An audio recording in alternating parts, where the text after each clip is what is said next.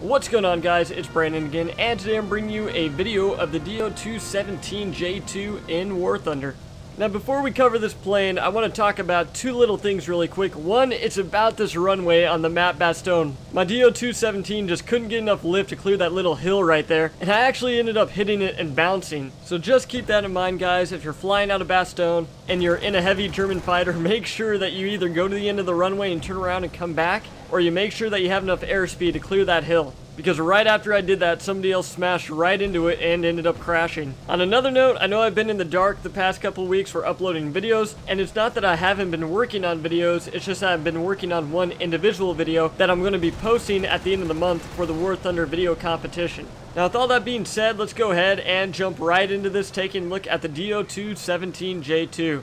Now, this plane is actually surprisingly good if used correctly. I see a lot of people who take this plane out and they don't know exactly what to make of it, because in all honesty, it is a pretty strange plane. It's like, do I use it as a ground attack plane, or do I try to dogfight with it? Or maybe I'll go ahead and try to climb up to the bombers and attack them. But that doesn't quite work because we get a ground start with this thing. And as you can see here, if you get a plane on your ass, you're kind of in a little bit of a predicament. You can't outrun them and you can't outturn them, so you're just gonna have to stick around and fight them with your small caliber guns. However, I got incredibly lucky and I ended up setting the A-20G on fire, and the fire ended up spreading and taking them out. But if you want to effectively use the J-2 J-2, you really need to set yourself up for head-on passes with the enemy. Now, it's also a good idea to know the armament of your plane when flying it. The J-2 has four 20mm MG FFM cannons with 800 rounds of ammunition. It also has four 7.92 MG-17 machine guns with 2,800 rounds of ammunition. And for the final piece of armament, it has two 13mm MG-131 machine gun turrets with 1,500 rounds of ammunition.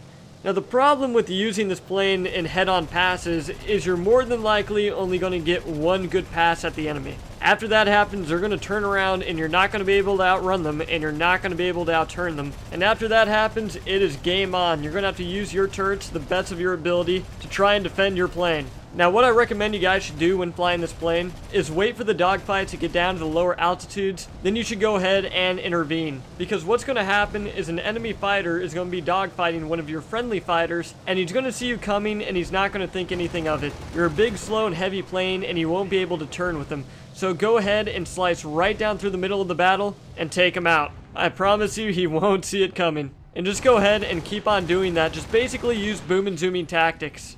Now, moving on, let's go ahead and talk about ground striking tactics.